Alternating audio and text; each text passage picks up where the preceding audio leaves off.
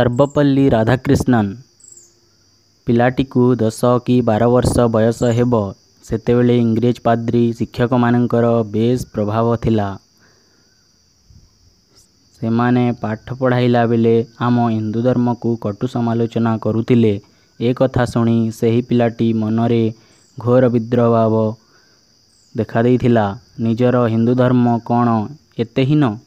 ହିନ୍ଦୁ ଧର୍ମ ପରମ୍ପରାର କ'ଣ କିଛି ମହତ୍ତ୍ୱ ନାହିଁ? ଶେଷରେ ସେ ମନେ ମନେ ଠିକ୍ କଲା, ବଡ଼ ହେଲେ ହିନ୍ଦୁ ଧର୍ମର ଗୂଢ଼ତତ୍ତ୍ୱକୁ ଗଭୀର ଭାବରେ ଅଧ୍ୟୟନ କରିବ।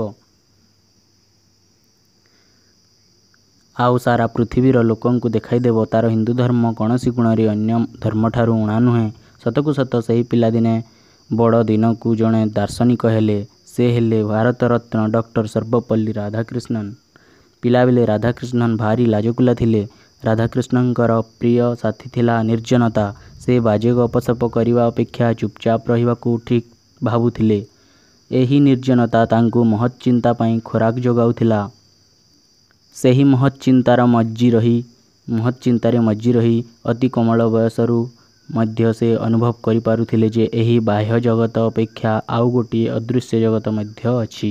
ରାଧାକ୍ରିଷ୍ଣନ ଥିଲେ ଅତ୍ୟନ୍ତ ପୁସ୍ତକପ୍ରିୟ। ପୁସ୍ତକ ଥିଲା ତାଙ୍କର ଚିରସାଥୀ ଓ ପଥପ୍ରଦର୍ଶକ। ରାଧାକ୍ରିଷ୍ଣନ 1884 ମସିହା ସେପ୍ଟେମ୍ବର 5 ତାରିଖରେ ମାନ୍ଦ୍ରାଜର ତିରୁତାନି ଗାଁରେ ଜନ୍ମଗ୍ରହଣ କରିଥିଲେ।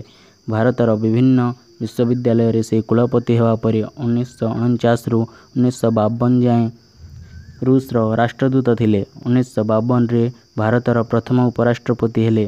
1962ରେ ସେ ଭାରତର ରାଷ୍ଟ୍ରପତି ହେଲେ। 1954 ମସିହାରେ ତାଙ୍କୁ ଭାରତରତ୍ନ ସମ୍ମାନ ପ୍ରଦାନ କରାଯାଇଥିଲା।